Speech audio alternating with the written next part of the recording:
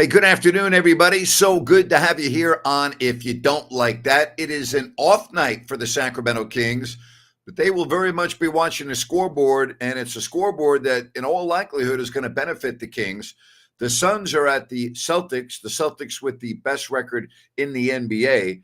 And then the Mavs, without Luka Doncic, hamstring issue in Oklahoma City on the second night of a back-to-back. We talk about it with the one and only Jerry Reynolds, Ryan in Sacktown. Gentlemen, good to have you on.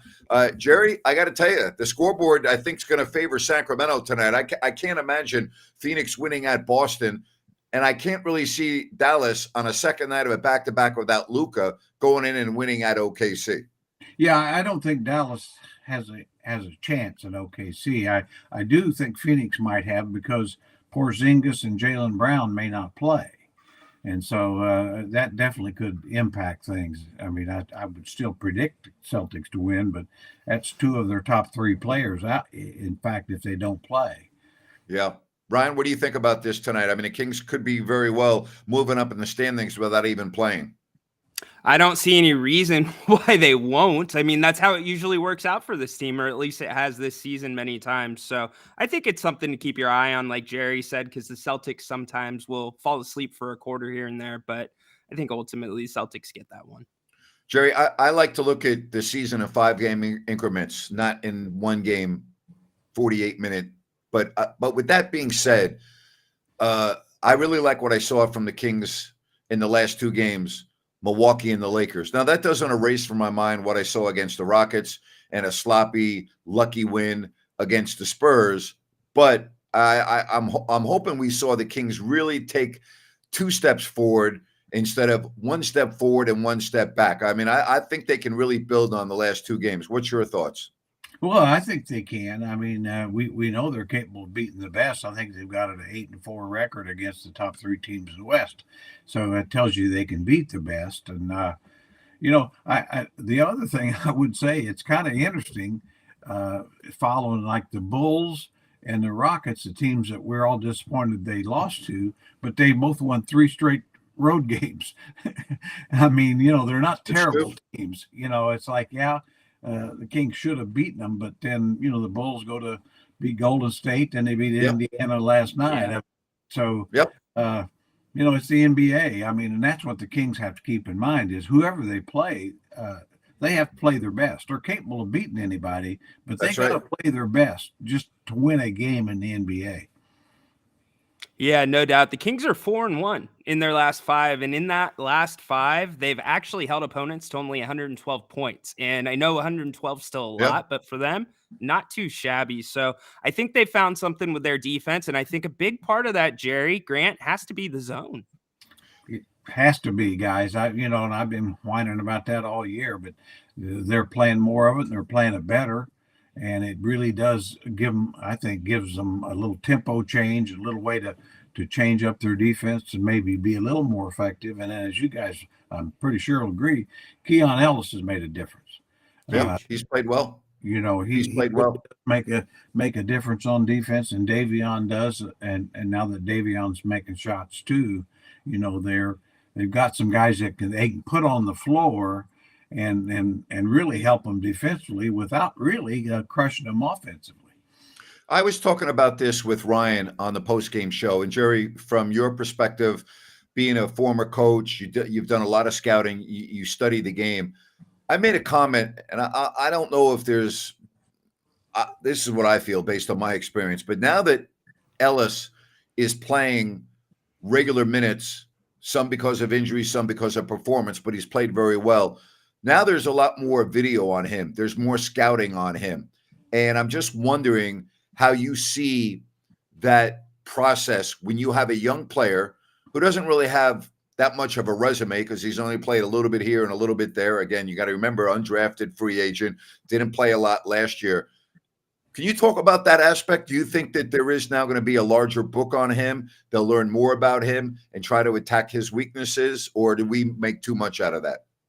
No, the league will do that. You're exactly right. Now, I think it's what's kind of unique about a player like Keon is basically they'll scout him probably more for what he does on defense than offense. Yes.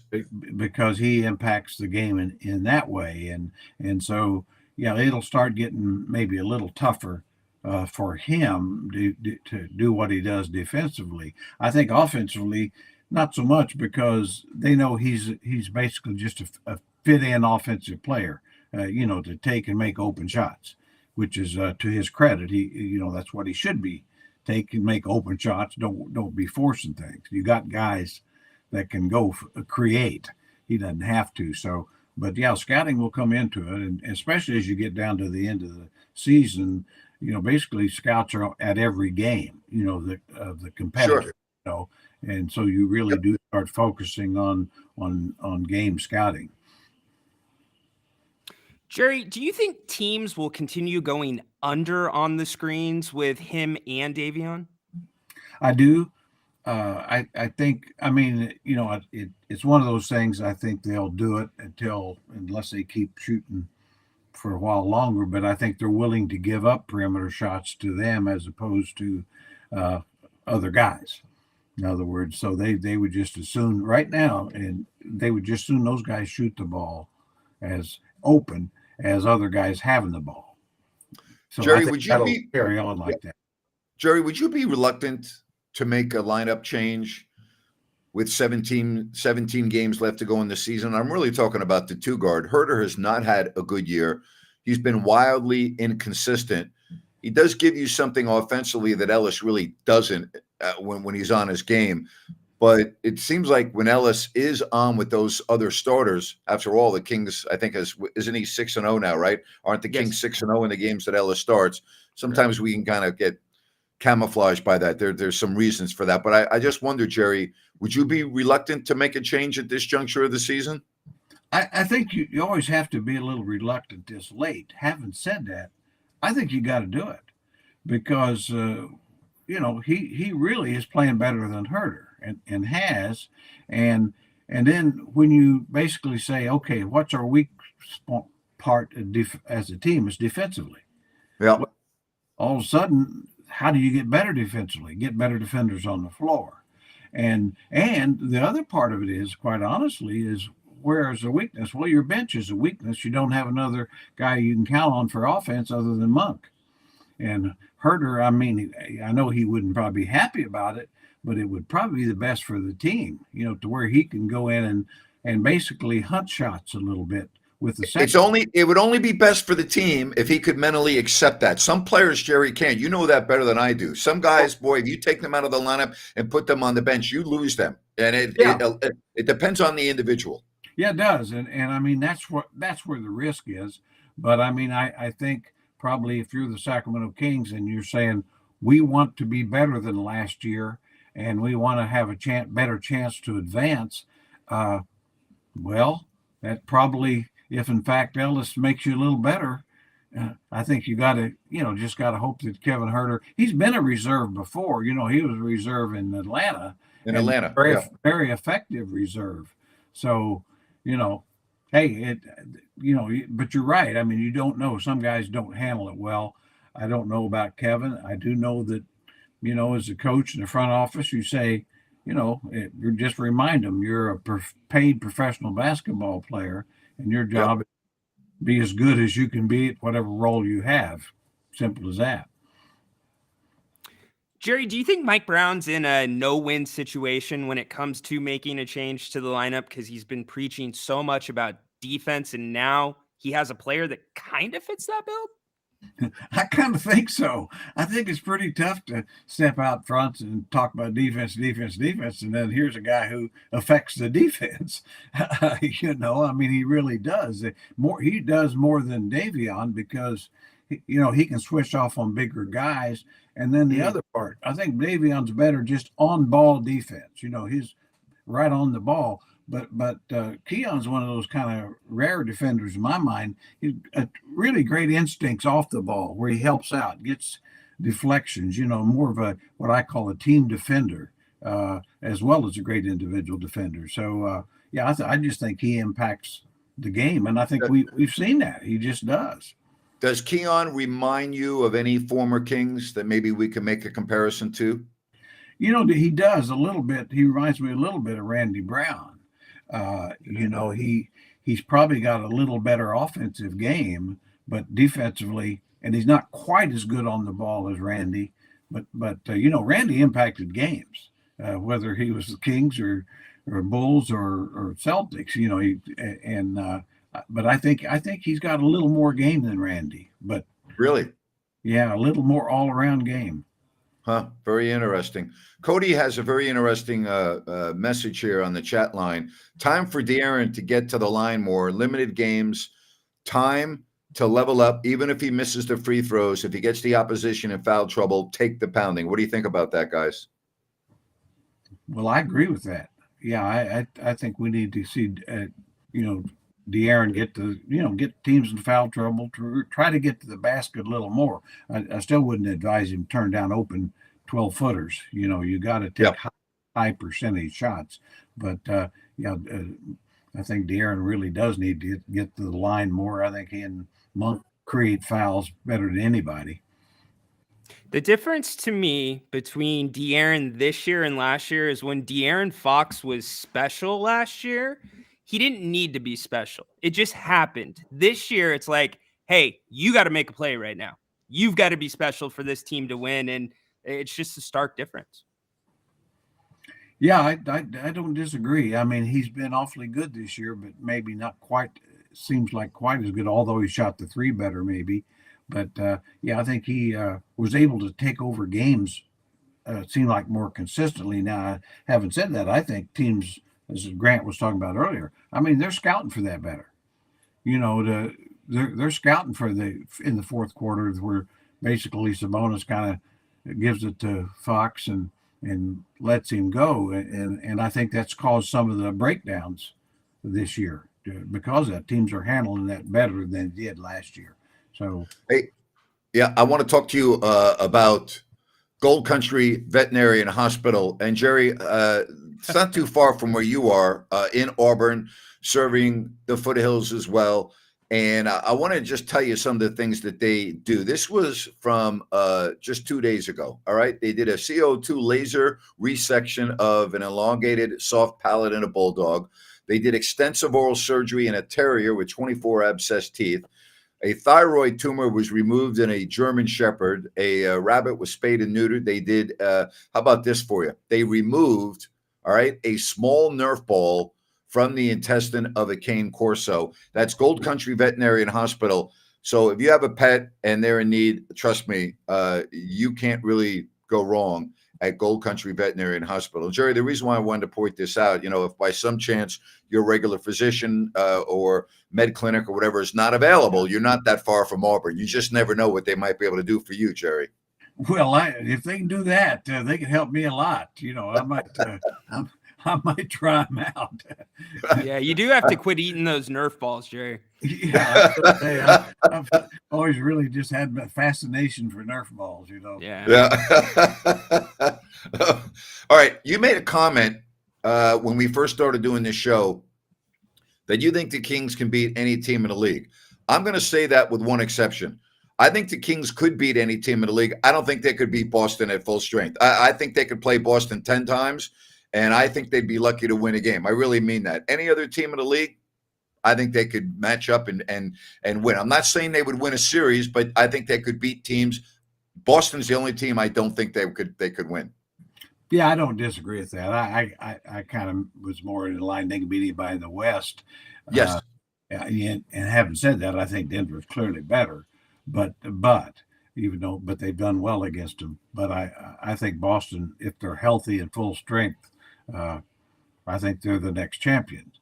But they got to prove some more, and they haven't always matched up well when it counts either, which we saw last year. And so, but they're better prepared. Getting Porzingis and Drew Holiday. Oh boy, that's going to be a 65-win team if they want to be, yep. And that puts them in an elite company.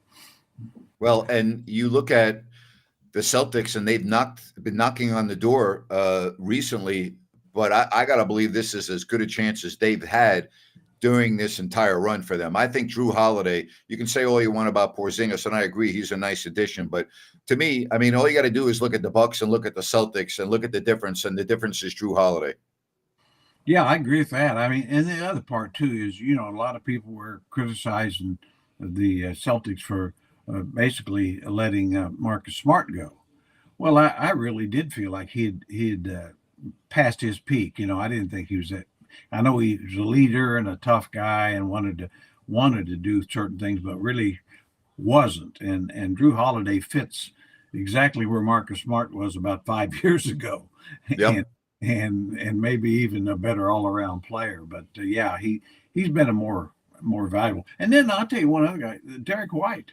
I mean, Yeah, that guy has stepped up, and that was a great find. Brad Stevens. I mean, it's hard to say anybody's done a better job putting together a team than Brad Stevens, because he's made some really neat trades, and they've certainly developed guys. But you kind of have to see it coming. And Derek White's, it's like I say, kind of wonder about Pop a little bit, letting Dejounte Murray and Derek White go. Oh boy. I mean, they'd be a lot further along if, with they'd probably be right now they'd be a playoff contender if they had those guys. Yeah, well said. The only thing I would add on to that is Adrian Griffin had no chance in Milwaukee the second Drew was traded. Done. Yeah. Well, and I mean, and as far as I'm concerned, they deserve the worst. I mean, if you trade a guy like Drew Holiday, number one, who helped you win a championship, you fire your coach who won you a championship, and even last year had the best record in the league, but you had a Middleton out, you had Antetokounmpo miss some games. What's it? Come on. He got hurt in the first game against the Heat. Yeah. Yep. I mean, talk about a ridiculous firing. To me, that and Portland firing Terry Stotts some years ago. It's like, oh yeah, he all he did was get you to the playoffs 8 straight years. It's like okay, how you guys doing lately here? Yeah, well, sometimes a lot of these people say, well, it can't get worse. Well, yes, it can. Yes, it can. Oh, hey, Jerry, we both know things can get worse. Things can always get worse. And anybody over 50 years old that's lived a life knows that. Let me tell you something. If you were around the Sacramento Kings for as long as we were, there's very few people that know more than we do, Jerry. Things can get worse. Yeah, sadly you can almost count on it. That's the worst part. Oh my God. Oh boy, did we go through some lean years, Jerry, and we thought things were at rock bottom, and then we realized no, they weren't at rock bottom. No. I will say one thing. We did finally meet rock bottom with that 17-win season, after Reggie Theus was let go, in the middle of the year, and team. So, and that was clearly rock bottom, 17 wins. So and the 43 game road losing streak was rock bottom too. I'll never forget that. Yeah, my gosh, was that awful? That was right there. Yeah, that would probably be the two lowest times with this franchise. Yeah, when you can't win 1-40 on the road, doesn't speak well. Ryan, 1-40 on the road. That was the first year that the Kings had their own jet, which was nicknamed Airball One. The Pistons jet was Roundball One, the world champs, and the Kings jet was Airball One. And we were getting off the airplane after the last road game of the year, where the Kings, as Jerry just said, went 1-40. And Dick Motto's the coach, and Dick gets up and he says, man, it's a good thing we had our own effing plane this year. We may have gone 0-41 on the road. Yeah. hey, that was one of Dick's few funny lines. I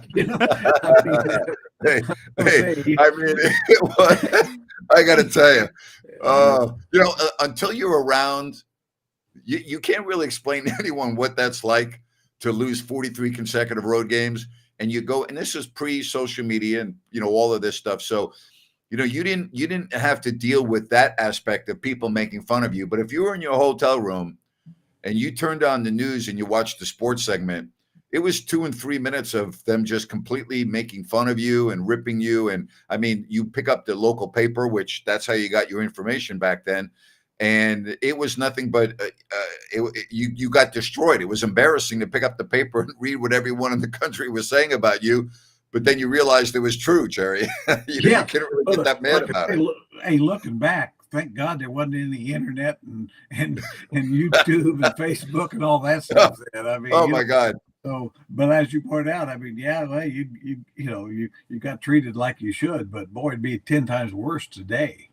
Oh gosh, yeah, be brutal today. 43 consecutive games lost. All right, but that's in the past. So we talk about the Knicks coming up next, and the Knicks are a tough out, and they're getting a little bit more healthy. Randall's not ready to go yet, but this is going to be a very interesting game because the Knicks do play defense.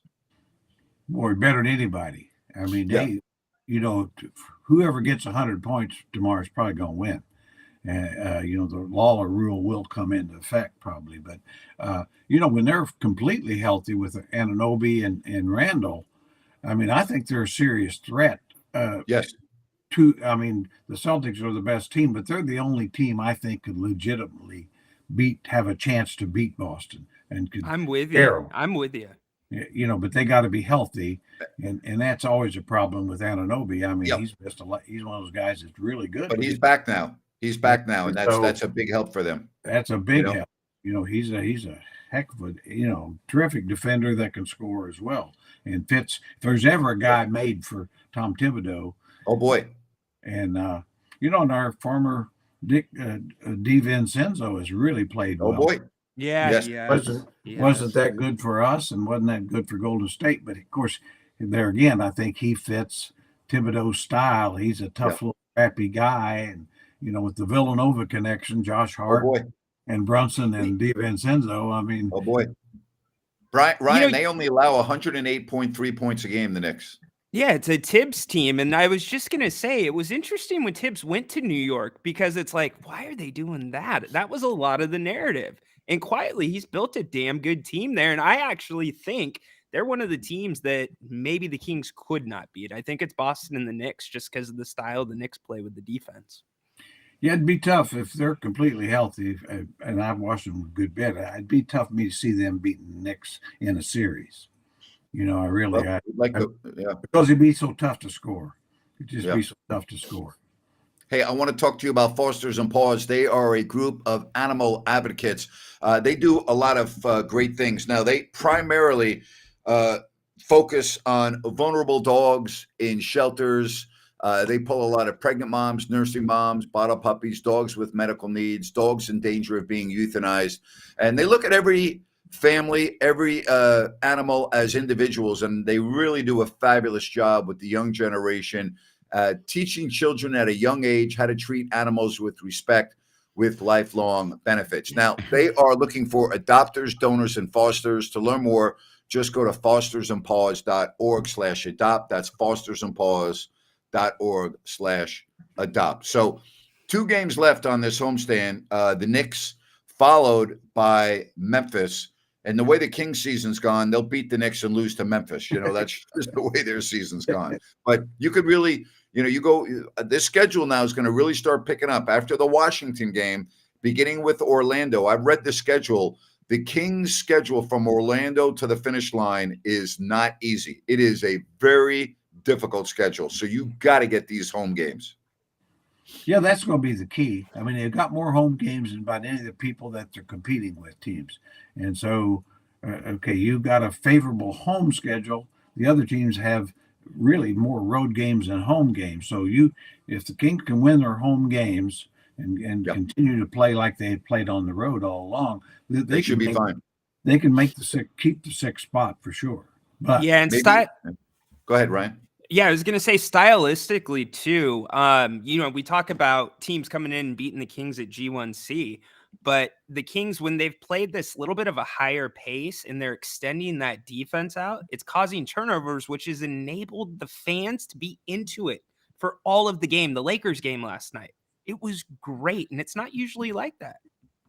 No, I really think that is a good point there. That I mean, obviously, I think Ellis clearly has something to do with that. But I think the coach, to his credit, not just playing him, but using the zone more and picking up more, really a little more uh, high press ball pressure, which is making the teams work a little harder as opposed to just we've seen a lot of the year where they just let them come on down and run their offense. It's like it's a nice little comfortable game. And so, I was talking to a gentleman the other day talking about, well, it's risky playing three guards. I said, I don't think it's risky at all, because the reason being is you've got basically they haven't been out rebounded that way. Number one, number two, it's true. When you got Sabonis, you basically can out rebound most power forwards and centers together. And certainly Keegan Murray's a good rebounder for his position. Yep. And so, yeah, I like that. I mean, I like the three guard thing a lot. I don't know why you wouldn't do it and the guards rebound pretty well for guards. I mean, certainly, so I'd be less concerned about size as opposed to getting your best players on the floor. No doubt, Jerry. You mentioned the standings. You mentioned sixth. Listen, fifth is right there. The Pelicans have 26 losses. The Kings and the Suns have 27 losses, and Dallas has 28. So, I mean, you've got those four teams fighting for two spots. Now, New Orleans has the tiebreaker over Sacramento. Keep that in mind, and they still play one more time. I really believe that the two games coming up here later this month at home against Dallas are going to be absolutely pivotal, because if you were to win both those games or lose both those games, that's going to have a huge impact in the standings. If you split, okay, but those are two big games coming up a little bit later this month. Yeah, and I think Dallas is the team I really believe the Kings are better than. Now, having said that, I think getting a Gafford, they made a couple additions, at the break, and it's made them better. But they are a team that, maybe a little bit like the Kings, that Luka and Kyrie Irving can go get 70 on you, and they're about impossible to guard. But I like the Kings' chances are better against Dallas than the Pelicans or just or Phoenix or some of those teams. And Ryan, I'm going to tell you, Ryan, I need to point this out. We're talking about the schedule, and I think this is very important. We always talk about the schedules, right? And Jerry's always been one to say you play 41 at home and 41 on the road, unless you're the Lakers or the Clippers. But I don't ever recall seeing this unfair of a schedule when you come back from Orlando, okay? You come back from Orlando and you only have 1 day off after a cross-country flight where you'll get home around 3 a.m, okay, after being on the East Coast for 3 games. You come home from Orlando, have 1 day off, then you play Philadelphia, and the very next night you have another game against Dallas. That's 3 games in 4 nights on 2 different sides of the country. That's ridiculous. That really is. To only give Sacramento 1 day off after coming back from Florida and then give them a back-to-back at home, that's just not right. And again, I don't like to bitch at the schedule too much, but when I saw that, I'm like, something's wrong here. That's crazy. Yeah, I agree with you. I think they've got the short stick this year. I feel like you do. The question I'd want to know, and I can't answer it, I don't know if anybody would for sure tell you the truth, but what were the dates available in Golden One? Sure. I think Golden One has so many events that it may not necessarily be all the league's fault in some cases. Yeah. And Jerry, I would even go like a step further to that. And I mean, it's not just what's available, it's the team. I feel like the Kings, when you look at the schedule this year, what bugged me the most was the inequities of playing Golden State. How many times in the first month? Yeah, and the same thing happened last year. And seeing some other teams. So I think there's certain things in the schedule that the NBA needs to look at, because I think new things are working, but some things aren't necessarily. Jerry, great point. You hit it, Jerry. You're right. Yep. Ryan, you're right. Yeah, there's all that. And I do think, honestly, from a basketball standpoint, I don't know if the number of events is affecting it. I would be surprised if it hasn't. But, if I were, they should put the Kings as the number one priority. if you've got an event scheduled there Yeah. that would Yeah. impact how much rest they get, then change it. I know it's going to cost some money, but it's anything you can do to help your team, and I think that's where it's different with different franchises to where they'll put that number one, the other one might put the most events, most money we can make. So that's on somebody else, I guess. All right, here's your schedule. All right, and I'm going to start with the at Orlando game because they're a good team. They're now battling the Knicks for the 4th spot in the East, so that's a legitimate team. Okay, so you're at Orlando, then you're home Philly, home Dallas, home Utah, home the Clippers. Then I don't ever recall a trip like this at this time of the year on the East Coast. You're at the Knicks. They may have Randall back then. The very next night, you're at Boston. Then you're at Brooklyn. They're fighting for the playoffs. And then you close out that trip at Oklahoma City. Then you have one day off, and you welcome the Pelicans who have owned you. Then you have Phoenix, which could be a gigantic game. And then you end with Portland. But how about that schedule? And I'm not even going to mention home on the road. Orlando, Philly, Dallas, Utah, the Clippers, Knicks, Celtics, Nets, Thunder, Pelicans, Suns, Blazers. That is a brutal finish to the season. Sure is. And I mean, you really like those last 3 home games, you got to win them all. And you just know you're going to have to. And that not getting, well, like I say, the games themselves are probably less of a problem for me as opposed to the amount of break you get between coming home after a long trip, things like that. Because that makes, as you know, Grant, I mean, it makes all the. Yeah. Oh, they can sleep on the plane, right, guys? They can sleep on the plane. Here's the thing that I would say. It is a brutal schedule, but this team put themselves in a brutal spot by losing some really bad games they should have had earlier in the season. And really, for all intents and purposes, the playoffs started at about game 25 left to go? About the All-Star break. Yeah. I mean, really, that's just the way it is. And, all teams will have bad losses. I don't know if the teams around Sacramento have had as many bad losses that the Kings. I mean, losing to the Pistons at home, you can't lose to the Pistons. They're the worst team in the league. Yes, one of the things, to my mind, when knowing the league, if losing to Pistons at Detroit is not the same thing as losing to Detroit at home, or losing to Charlotte on the road is not the same as losing to Charlotte at home. I mean, on the road, I always feel like any road win is a good win. But I mean, when you lose to the dregs of the league at home without their best player, Cade Cunningham didn't even play in that game. Yeah, I mean, so those two come to mind as inexcusable. Some of the Bulls, Bulls are a decent team. They've got some legitimate all-stars. Yeah, they're not chopped liver, right? They're not chopped liver, and they'll be in the play-in and all that. But so anyway, those two just. Really, it's like, no, okay, if those were wins, the Kings would be in a position to win 50 games this year. And that would be no problem to be in the top 5.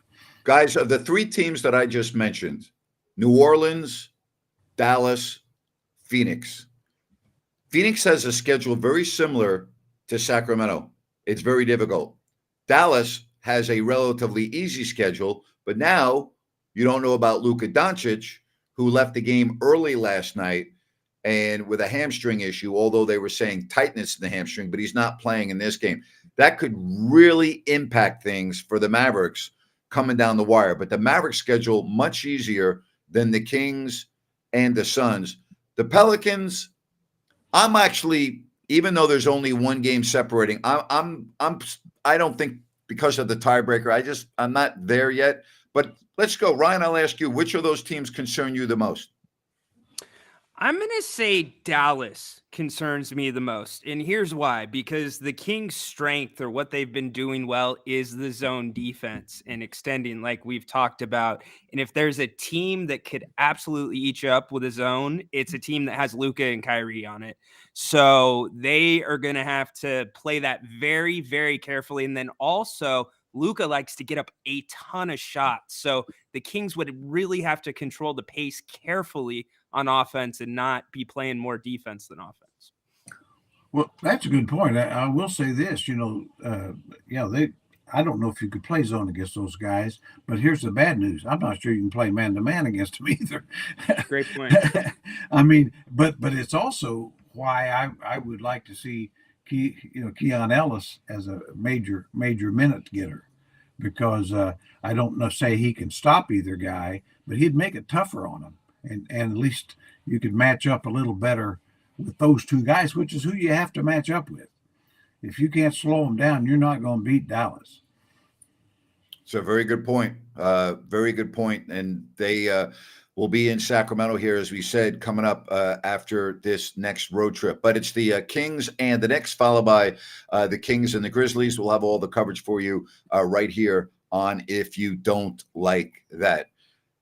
Very interesting stuff. I'm going to be looking at the scoreboard tonight. The game beginning in just a moment in Boston with the Suns. So, Jerry, again, you make a very good point. With the Celtics lineup and a couple of key pieces maybe out, that may open the door for the Suns, to steal a game there. Yeah, it's scary because the Suns are healthy. Booker's back. They've got their big three, which actually. Yep.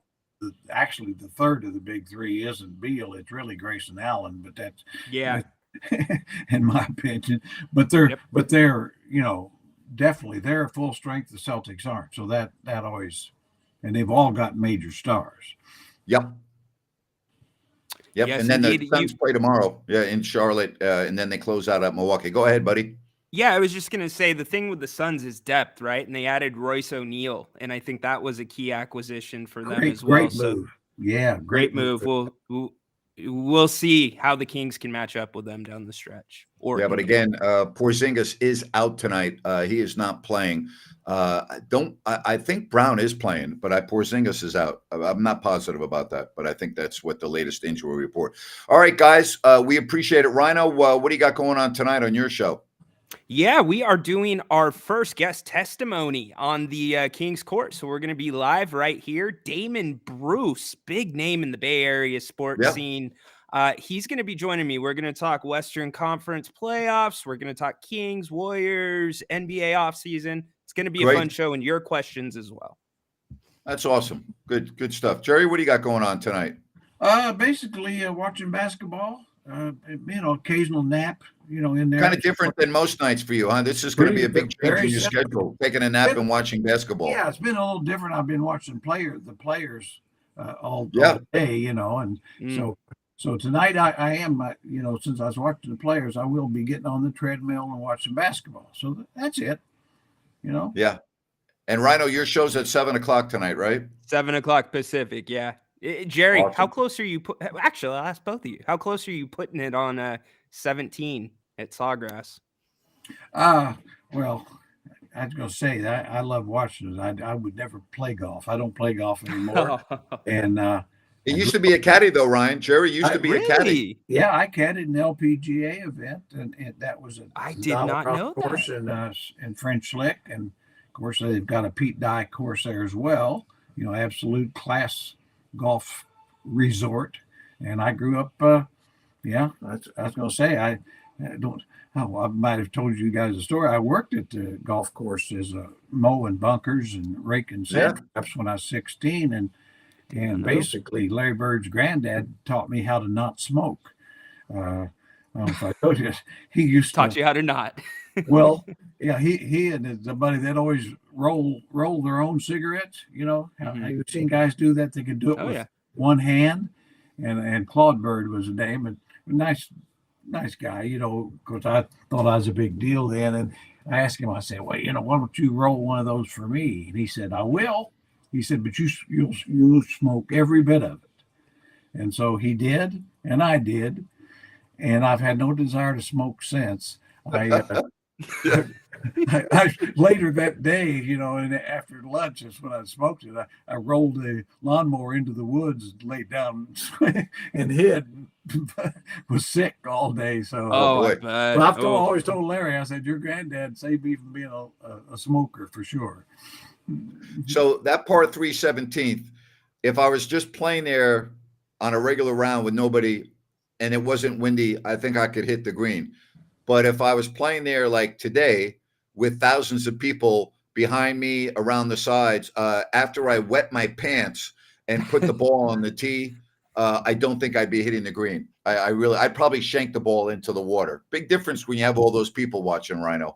You know what? You bring up a good point, Grant. Hopefully they'd get the back shot of you, though, and not the profile shot if you have that pants malfunction.